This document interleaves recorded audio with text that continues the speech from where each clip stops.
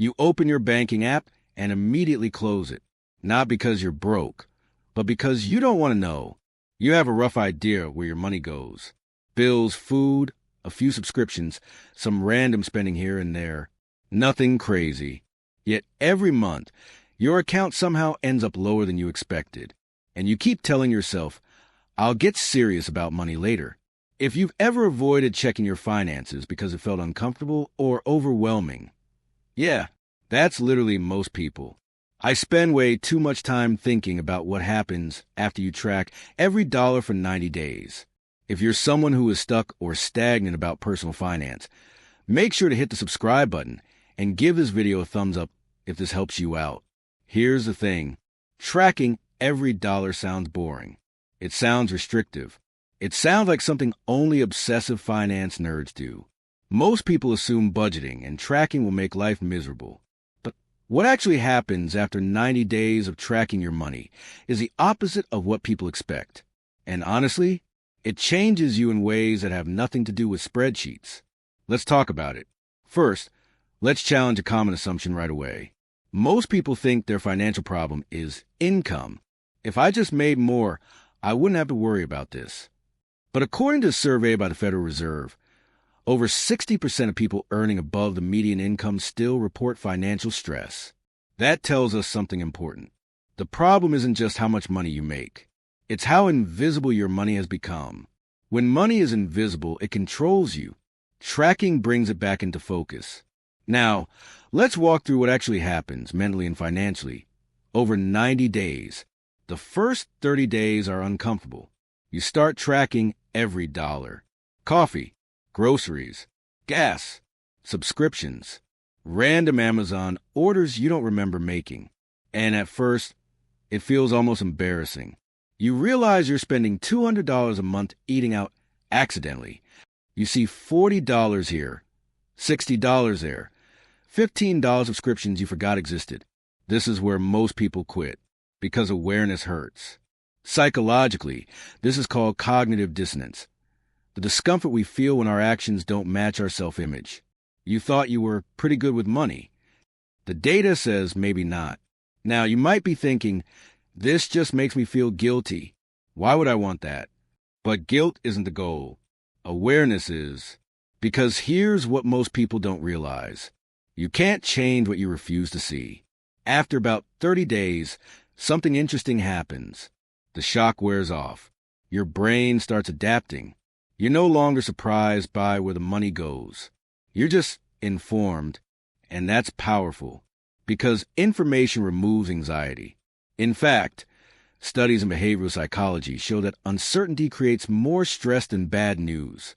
Knowing you spent $600 dining out is less stressful than constantly wondering where your money went. Now let's talk math. Let's say during the first month, you realize you're spending $300 a month on things you don't actually value. That's not insane. That's normal.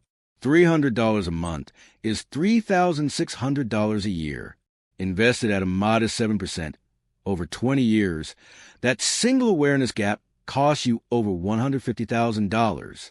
That's not a spending problem. That's a visibility problem. By month 2, days 31 to 60, your behavior starts changing automatically. Not because you're forcing discipline, but because tracking creates friction. Every purchase now passes through a mental checkpoint. Do I actually want this? Is this worth it? Did I already spend too much in this category? You don't need willpower when systems do the work. This is where it gets really interesting. People assume financial discipline is about being strong. It's not. It's about reducing the number of decisions you have to fight. Tracking turns impulsive spending into conscious spending. And conscious spending feels very different. You start spending on purpose. By month 2, many people notice something surprising. They're not spending less across the board. They're spending differently. More on things they actually enjoy. Less on things they don't even remember buying. This is lifestyle design in action. You're aligning money with values instead of habits. And here's a powerful psychological shift that happens around this time. You stop seeing money as something that disappears and start seeing it as something you direct. That's a massive identity change. By month 3, days 61 to 90, the real transformation kicks in. At this point, tracking feels normal. You're not obsessed. You're not restrictive. You're aware, and awareness creates calm. You know exactly how much you can spend without stress. You know what yes costs and what no protects. According to research from the CFP board, people who actively track spending report significantly higher confidence and lower financial anxiety, regardless of income level. Confidence doesn't come from more money. It comes from clarity. Now, let's address the big objection. You might be thinking, okay, but this sounds like a lot of work. I don't want to track forever. Good news. You don't have to. 90 days is enough to permanently change your relationship with money. Because once patterns are exposed, they don't disappear. You'll never again be clueless about where your money goes. And once you know, you can't unknow it. Tracking every dollar for 90 days doesn't just improve your finances. It improves your decision-making. It improves your sense of control. It lowers stress because surprises disappear. And here's the biggest benefit no one talks about. Tracking buys you honesty. Honesty about what you value. Honesty about what you avoid. Honesty about what your life actually costs. And from that honesty, better decisions naturally follow. So here's how to do this simply.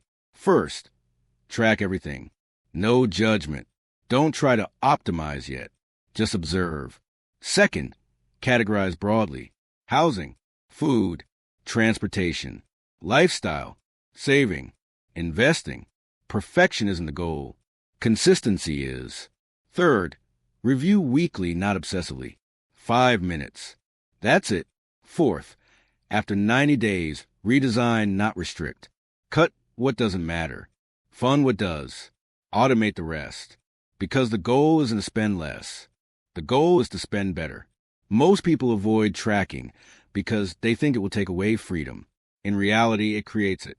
Freedom comes from knowing your numbers. Freedom comes from reducing uncertainty. Freedom comes from directing money instead of reacting to it. If this video made you think differently about tracking your money, hit the like button. Subscribe if you want more content on wealth psychology, investing, and lifestyle design. And comment below, what's one spending category you're nervous to track, but know you probably should? Your future self will be glad you looked sooner rather than later.